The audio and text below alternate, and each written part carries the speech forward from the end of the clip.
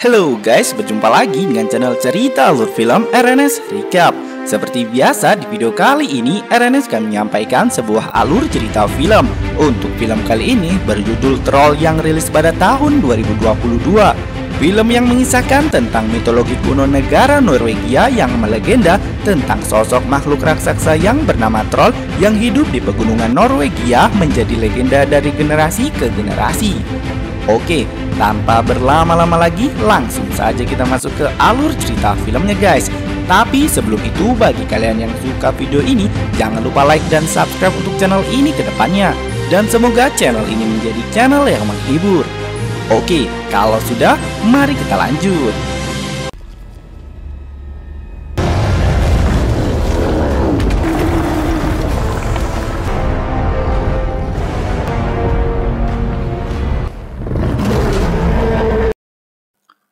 Diawali dengan pemandangan bebatuan yang mana di sana terdapat seorang wanita yang sedang mendaki gunung bernama Nora. Dia mendaki gunung bersama ayahnya yang mana mereka mendaki ke puncak hanya untuk melihat puncak gunung yang dinamakan dengan puncak Troll. Ternyata tidak sembarangan puncak. Saat seorang melihat puncak dengan seksama, maka kita akan melihat kalau di puncak itu terlihat kepala-kepala makhluk purbakala yang dinamakan dengan sebutan troll yang sudah membatu.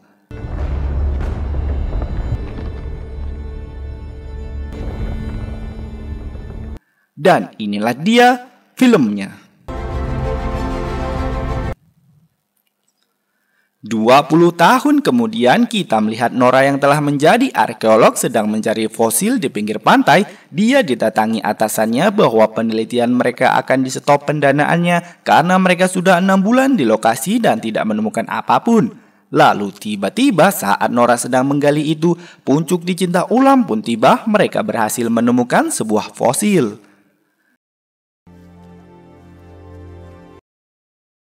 Scene selanjutnya kita melihat sekelompok aktivis yang menentang pembangunan rel kereta api yang mana dalam proses pembangunannya mereka melobangi gunung untuk membuat terowongan yang mana dalam proses pembuatan terowongan mereka menggunakan bahan peledak. Setelah itu beberapa pekerja melihat hasil ledakan itu. Sesaat kemudian mereka mendengar sebuah suara raungan disusul dengan runtuhnya terowongan itu seperti ada sesuatu yang mengejar mereka.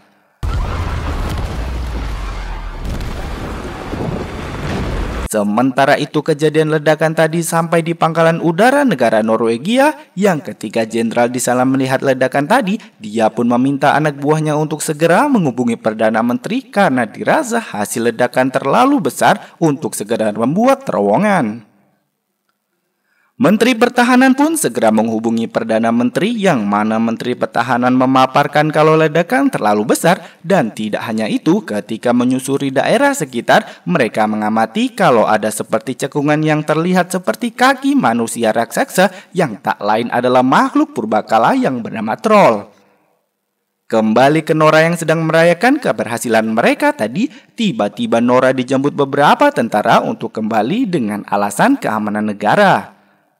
Sesampainya di sana dia disambut penasehat Perdana Menteri yang bernama Andreas. Andreas pun mengantar Nora ke rapat orang-orang penting di negara ini mengingat ini adalah masalah serius. Di rapat itu ditampilkan efek ledakan tadi dan beberapa tapak kaki raksasa. Salah satu peserta rapat menjelaskan kalau itu adalah kars, yaitu tumpukan air resapan hujan yang mengendap disertai kapur yang mengakibatkan tumpukan gas sehingga membuat rongga di gunung dan ambles, yang bahasa kita mah longsor. Nora pun menyela kalau di sana dia melihat sebuah telapak kaki besar yang mengindikasikan kalau lubang itu bukanlah longsor, melainkan ada sosok makhluk raksasa yang bangkit dari gunung itu. Lalu tiba-tiba datanglah sang peretas handal yang bernama Sigrid yang berhasil meretas ponsel aktivis yang ada di sana dan memperlihatkan ledakan yang ternyata terdapat korban jiwa dalam kejadian tersebut. Tanpa menghiraukan para korban, Nora pun meminta Sigrid untuk mereplay rekamannya yang mana rekaman itu terdengar suara raungan dan saat rekaman itu di-stop terdapat sosok raksasa yang keluar dari gunung tersebut dan ini membuktikan dengan dugaan Nora tadi. Sementara itu di daerah dekat lokasi longsor tinggallah sepasang suami paruh baya yang mana saat mereka sedang makan terjadi gempa bumi yang membuat mereka harus berlindung di ruang bawah tanah untuk menyelamatkan diri. Dan saat mereka keluar, alangkah terkejutnya mereka dan saya juga kalau rumah mereka telah hancur sebagian. Kembali ke Nora dan para petinggi negara yang mana mereka masih menerka-nerka makhluk apa yang ada di video tadi. Ada yang menyebut King Kong, Godzilla, dinosaurus, bahkan ada yang menyebut paus berjalan. Karena tidak menemukan hasil, maka Nora pun ditunjuk sebagai penasihat ilmiah untuk kasus ini. Dengan ditemani Andreas, mereka pun pergi ke Lesia, yaitu tempat sepasang suami istri tadi, untuk mencari tahu makhluk tersebut. Singkat cerita, Nora dan Andreas pun tiba di tempat rumah suami istri tadi. Mereka disambut oleh Kapten Holm yang menjadi penanggung jawab atas kasus ini. Holm telah menelusuri jejak kaki itu dan berhenti di jarak 20 km. Dan tiba-tiba saja jejak tersebut menghilang. Mereka pun menginterogasi suami istri tadi. Mereka tidak menemukan kepastian sosok tersebut. Mereka hanya mengatakan kalau seperti gunung yang menghantam rumah dan raungan yang sendu yang membuat sang istri merasa sedih. Melanjutkan investigasi, mereka pun pergi ke selatan sejauh 20 km tempat tapak kaki itu menghilang. Untuk membuktikan kalau ada makhluk raksasa, mereka menggunakan pemindahan normal kalau ada tanda-tanda kehidupan. Tapi yang ada hanyalah gunung-gunung bebatu. Nora pun menyimpulkan kalau makhluk itu pandai berkamuflase. Sesaat kemudian, Nora mendatangi sebuah gubuk yang mana muncullah seorang menodongkan senapan. Ternyata itu adalah ayah Nora yang bernama Tobias. Nora pun menjelaskan maksud kedatangannya kemari bahwa ada sesuatu yang keluar dari gunung dengan asumsi makhluk yang sama dengan makhluk bayangan Tobias selama ini. Tobias pun melihat video yang diretas tadi dan bukti telapak kaki raksasa. Tobias pun meyakinkan pada mereka kalau makhluk troll itu ada, bahkan telah ada 1000 tahun yang lalu, yang mana pengetahuan tentang troll ini sangat berbahaya sampai-sampai Tobias harus dipenjara karena mengetahui hal itu. Dan karena melihat video tadi membangkitkan kembali jiwa petualangan Tobias, dan karena itu dia pun ikut mencari troll ini. Singkat cerita, mereka pun pergi di mana jejak kaki itu berhenti. Di sana Tobias seperti sibuk sendiri dengan asumsinya. Dan saat Nora menghampirinya, muncullah rasa nostalgia tentang petualangan mereka berdua. Dan saat mereka sedang mengobrol itu, Nora mencium bau aneh. Mengira itu adalah bau ayahnya yang mandi seminggu sekali. Dan ternyata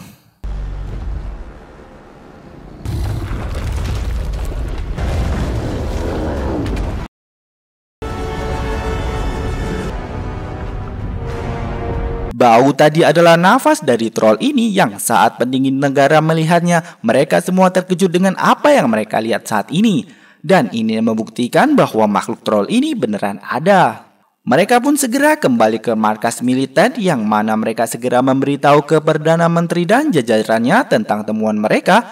Pak Menhan menyarankan untuk diambil tindakan militer, tapi Nora memohon agar mereka diberi waktu untuk meneliti makhluk tersebut. Di ruangan lain sempat terjadi perdebatan antara ayah dan anak ini yang mana Nora ingin pulang melanjutkan penelitiannya, sedangkan Tobias merayu Nora untuk menyelamatkan troll karena pemerintahan akan mengambil tindakan militer terhadap makhluk troll ini. Di sana Nora merayu Holm agar dia mau mengikutkan mereka dalam operasi troll ini. Holm sempat menolak karena Nora dan ayahnya adalah warga sipil. Karena rayuan dari Nora, Holm pun mengikut sertakan mereka berdua dengan catatan mereka tidak boleh bandel.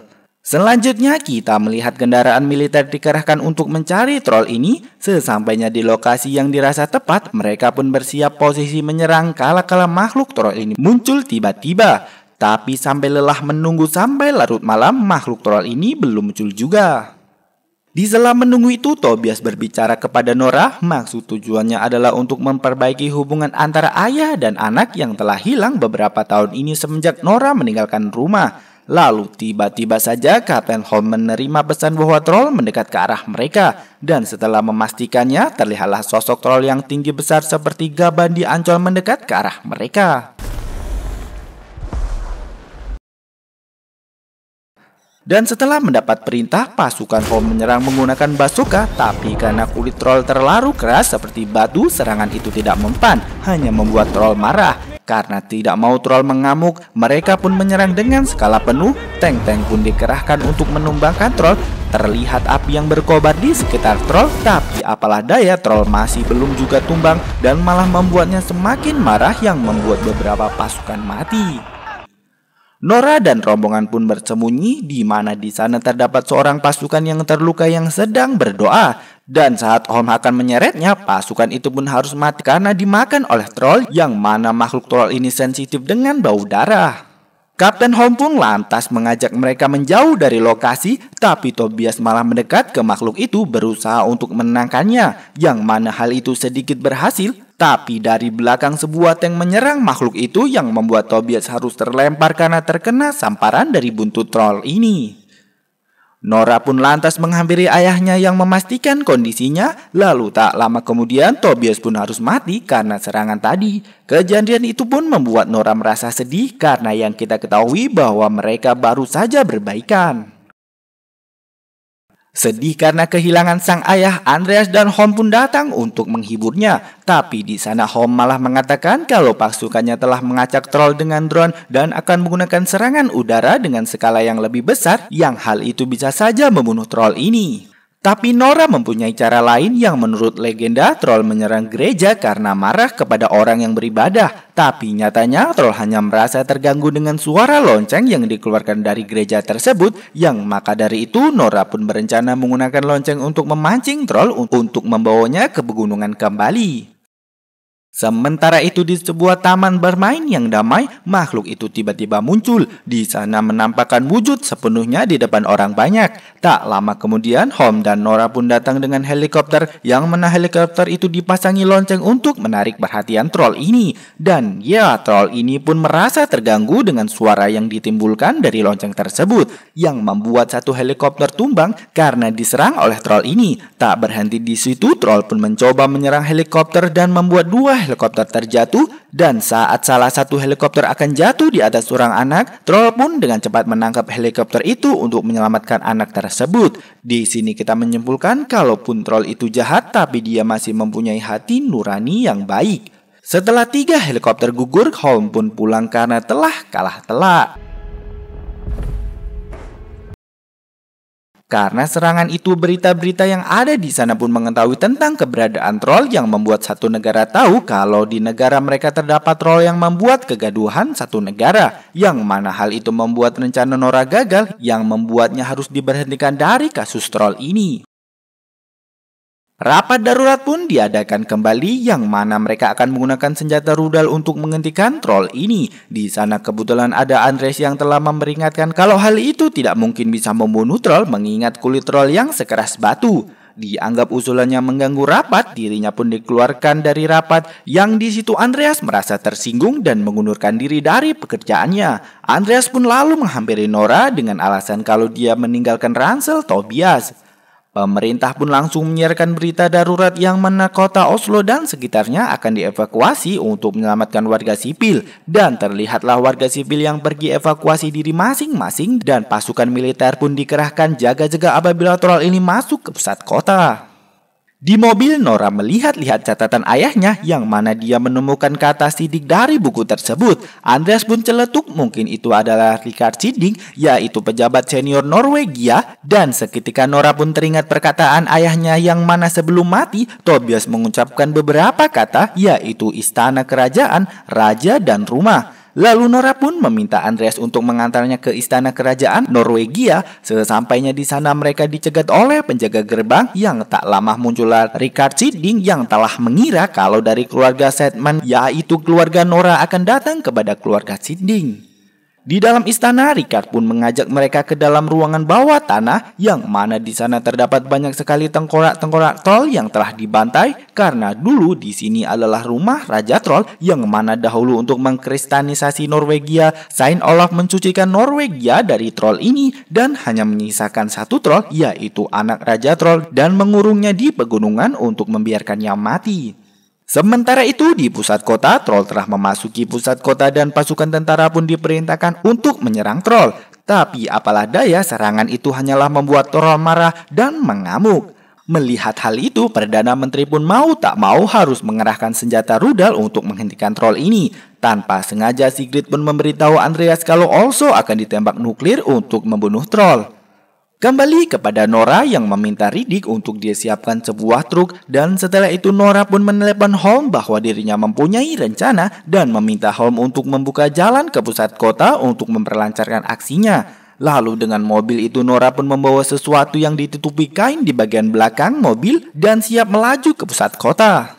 Kembali kepada jenderal yang memerintahkan pilotnya untuk menembakkan rudal. Tapi saat menembakkan rudal tiba-tiba tombol di pesawatnya tidak berfungsi, yang ternyata Sigrid telah meretas sistem keamanan pesawat itu yang membuat pesawat tidak bisa menembakkan rudal. Sementara itu terlihat Troll telah sampai di depan istana yang mana Nora dan Andreas pun telah siap dengan muatan di belakangnya. Nora pun mendekat ke Troll itu dengan kecepatan penuh, sedangkan Andreas melepaskan penutup muatan yang ternyata itu adalah tengkorak Troll yang diambil dari ruang bawah tanah tadi. Melihat hal itu, Troll pun segera mengejar Nora. Setelah terlihat Troll itu mengejarnya, Nora pun lantas menghubungi Holmes yang ternyata Holmes dan pasukan lainnya sedang menyiapkan sesuatu yang karena waktu yang sudah mepet, Holmes pun memberikan semangat kepada pasukannya agar tidak gentar dalam menghadapi musuh yang belum pernah mereka lihat itu.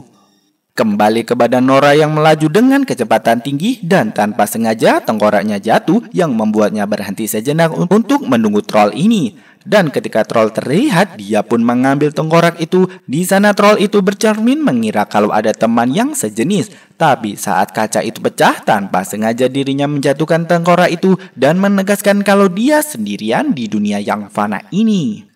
Dengan penuh amarah, Troll itu pun menatap ke Nora. Dengan segera Nora pun melaju untuk menjauh dan tentu saja Troll itu mengejarnya. Troll pun mengamuk dengan menghancurkan sebuah jembatan untuk menyerang Nora, tapi Nora berhasil lolos.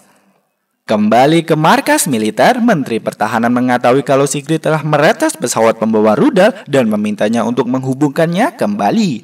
Sementara itu, Nora dan Andreas yang masih dikejar Troll pun harus keluar dari mobil karena mereka telah masuk dalam jangkauan serangan Troll ini. Dan ternyata Holmes pun telah siap dengan senjatanya. Dirinya lalu memberi daya dan terjadilah senjata biologis, yaitu sinar ultraviolet yang membuat Troll ini kesakitan. Tapi Nora merasa kalau itu tidak benar karena akan membunuh Troll ini. Nora lantas mencabut sumber daya sehingga senjata ultravioletnya mati. Dirinya pun lantas menyuruh Troll untuk pergi kembali ke pegunungan tempat di mana dia seharusnya ada. Tapi karena pagi yang telah datang, sedangkan sinar matahari juga mengandung sinar ultraviolet, Troll itu pun merasa kesakitan dan mati.